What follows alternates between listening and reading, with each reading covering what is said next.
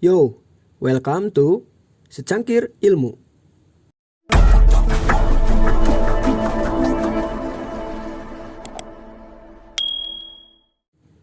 Bagi kalian yang termasuk dalam pemancing mania club, tentu sudah tak asing lagi mendengar getah katilayu, bukan? Yap, salah satu jimat mancing super populer yang dianggap sebagai salah satu jimat yang termasuk ampuh untuk para pemancing. Coba kita bahas seperti apa logistisasinya. Mania mancing. Katilayu termasuk jenis tumbuhan bergenus Erioglossum.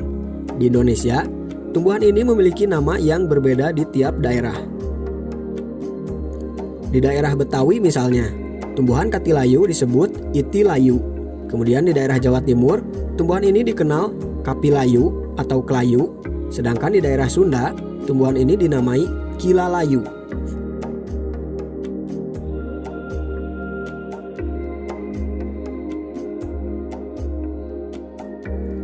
Tumbuhan yang sepintas mirip tumbuhan melinjo dan mirip tumbuhan kopi ini pada dasarnya tidaklah menghasilkan getah layaknya tumbuhan karet. Itulah sebabnya getah katilayu dianggap sebagai barang bertuah yang langka.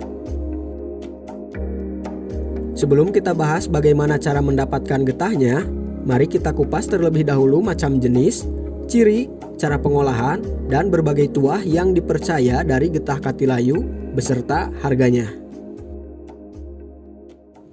Ada beberapa jenis getah katilayu yang beredar. Yang pertama adalah batu atau bongkah atau rogue katilayu. Ini adalah getah katilayu yang telah lama terkubur di dalam tanah dan sudah menjadi fosil sehingga memiliki kadar solid atau kekerasan yang tinggi layaknya batu. Jenis rogue ini biasanya akan tenggelam jika dicelupkan di air.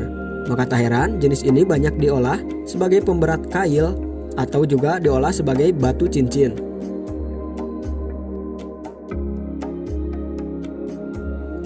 Jenis rogue termasuk jenis getah katilayu yang ekonomis dari segi harga.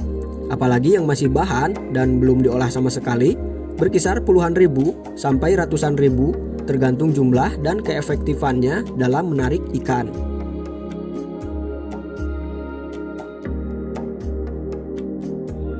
Jenis yang kedua adalah jenis yang paling banyak beredar, yaitu jenis amber katilayu. Jenis ini sering disamakan dengan jenis rogue oleh beberapa awam. Namun pada dasarnya, keduanya adalah jenis yang berbeda. Amber secara harfiah adalah getah yang mengeras namun belum menjadi fosil. Beberapa daerah menamai amber sebagai menyan. Artinya, tingkat kekerasannya masihlah rendah sehingga jenis amber ini masihlah rapuh. Jenis amber paling banyak diolah sebagai mata cincin atau liontin. Ada juga sebagian pemancing yang menumbuknya dan dijadikan bahan campuran umpan. Selain itu, ada juga yang mengolahnya dengan cara merendam amber semalam sebelum berangkat memancing. Lebih bagus lagi direndam dengan air kolam yang akan dipancing dan disimpan di atas pintu masuk rumah. Kemudian air rendaman tersebut digunakan sebagai pencampur umpan. Well, itu hanyalah mitos kepercayaan sebagian orang. Sisanya tetap tergantung lucky faktor saja. Jenis amber akan terapung di air jika ada bagian yang masih kering, namun akan tenggelam jika seluruh permukaannya telah basah. Jenis ini memiliki harga berat tergantung keefektifannya dalam menarik para ikan. Pada umumnya berkisar di puluhan sampai ratusan ribu. Jenis selanjutnya adalah getah katilayu. Jenis ini memiliki tekstur kenyal layaknya getah biasa dan akan mencair larut di dalam air. Sehingga jenis ini lebih banyak diolah sebagai campuran umpan oleh para pemancing. Jenis ini memiliki kisaran harga umum yang sama, puluhan sampai ratusan ribu tergantung jumlah tentunya. Dan jenis terakhir dari getah katilayu adalah belendok katilayu. Adalah getah katilayu yang masih bertekstur getah cair. Jenis ini tergolong jenis yang sangat langka. Maka tak heran, jenis ini memiliki harga yang paling mahal di antara jenis-jenis lainnya. Bahkan berkisar dari ratusan ribu sampai jutaan rupiah tergantung jumlahnya. Jenis belendok ini lebih banyak digunakan oleh para nelayan lautan daripada oleh pemancing air tawar. Karena jenis ini dipercaya lebih efektif pada air laut. Bahkan banyak kapal-kapal ikan milik asing yang menggunakan jenis belendok ini. Satu tetes cairan belendok diyakini mampu menarik ikan yang bahkan berada di kedalaman ratusan meter di bawah air laut. Itulah sebagian alasan mengapa belendok dipatok harga yang mahal di samping karena kelangkaannya.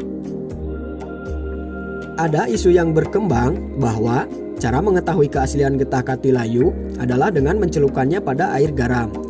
Jika getah tersebut mengapung, maka asli. Ini adalah isu yang keliru.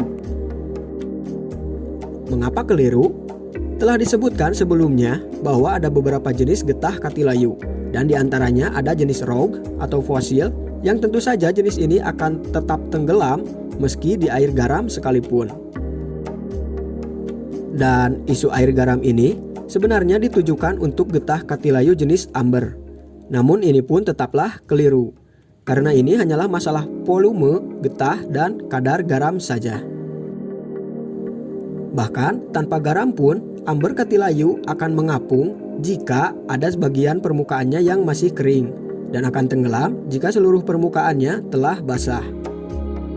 Kecuali jika air memiliki kadar garam, maka amber akan melayang atau mengapung tergantung banyaknya jumlah kadar garam dan tergantung besarnya volume amber itu sendiri. Ini sama saja dengan percobaan air garam terhadap telur.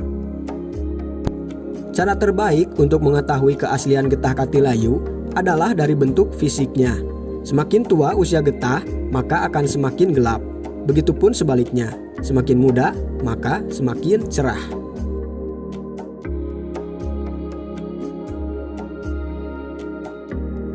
Di samping memiliki warna beragam ketika disorot, seperti kecoklatan, kemerahan, dan kekuningan, getah katilayu asli memiliki corak serat seperti kayu, namun tidak ada badaknya.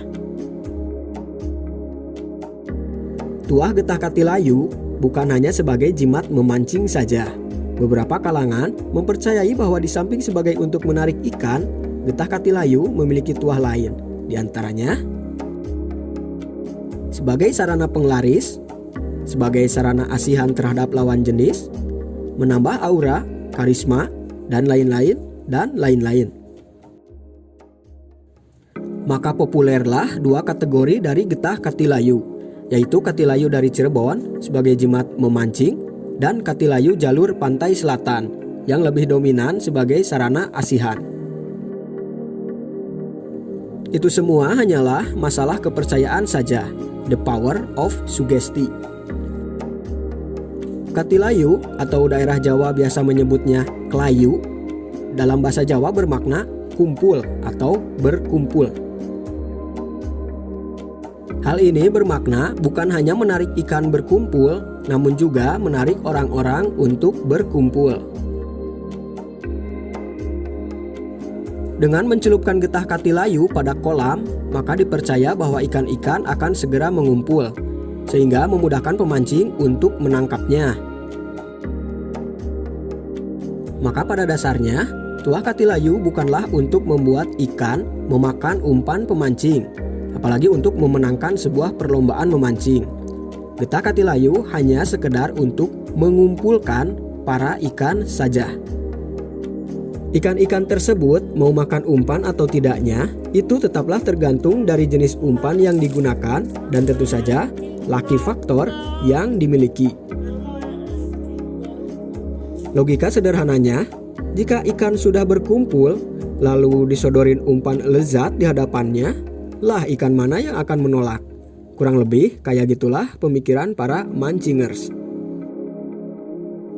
Bagaimana bisa ikan bereaksi terhadap getah katilayu dan selalu tertarik untuk berkumpul dan mengerubungi di sekitarannya? Kami pribadi tidak terlalu yakin. Namun, kami berspekulasi Kemungkinan ada hal yang khusus yang hanya terdapat pada getah katilayu saja yang disukai oleh ikan, atau mungkin bisa saja justru sangat dibenci oleh ikan. Ikan akan berkumpul mendatangi katilayu bisa karena mereka memang menyukainya, namun bisa juga justru karena sangat membencinya, sehingga mereka akan datang dan menyerang setiap menyadari kehadirannya. Suatu hal khusus dari katilayu yang kami maksud di sini bukanlah suatu hal yang berhubungan dengan mistis dan unilmiah. Namun, kami rasa lebih kepada seperti kandungan yang terdapat di dalamnya, misalnya aroma dan lain-lain. Ada beberapa faktor juga yang akan berpengaruh terhadap keefektifan getah katilayu untuk membuat ikan berkumpul. Di antaranya cuaca dan luas kolam, serta faktor kejernihan air kolam tentunya.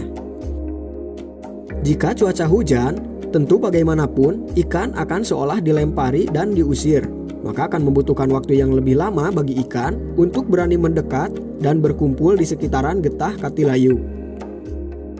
Begitupun jika kolam yang dicelupi katilayu adalah kolam yang luas, tentu akan membutuhkan waktu juga bagi ikan yang berada di ujung kolam untuk datang menghampiri katilayu.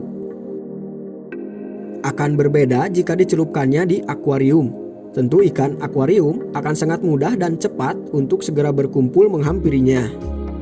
Dan faktor terakhir yang mempengaruhi adalah kejernihan air.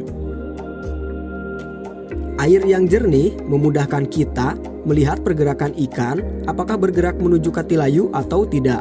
Karena kalau air kolam keruh, kita tidak akan tahu pergerakan ikan. Apalagi jika airnya diobok-obok, tentu ikan kecil pada mabok. Getah katilayu tidak seperti getah pohon lain pada umumnya. Kita tidak akan menemukannya dengan mudah meskipun kita tebas berulang bagian dahan dan pohonnya seperti pada pohon lain.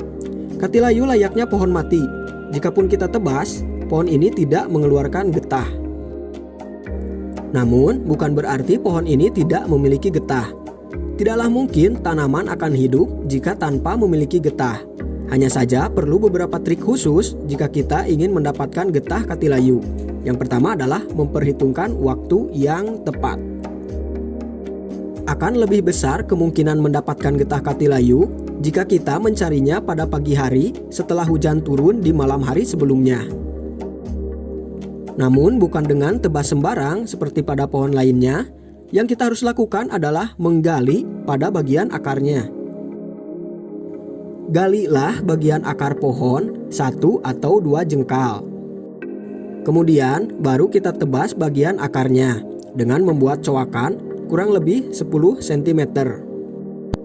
Selanjutnya taruh wadah penampung di bawahnya dan kemudian kita tinggal menunggu sampai wadah terisi penuh. Kita bisa cek kembali keesokan harinya atau setelah wadah penampung terisi penuh. Terkadang ada juga getah yang telah mengeras di bagian bawah akar, karena getah katilayu berpusat di sekitaran akar. Jadi bagaimanapun kita cari di dahan atau pohonnya, getahnya akan sulit ditemukan. Wallahu a'lam bishawab. Kalian bisa tulis pendapat kalian sendiri di kolom komentar. Tetap nantikan video kami selanjutnya dan jangan lupa, apapun makanannya, makanlah melalui mulut yang terbuka terlebih dulu. Bantu dukung channel ini dengan like, share, dan subscribe. Hatur nuhun.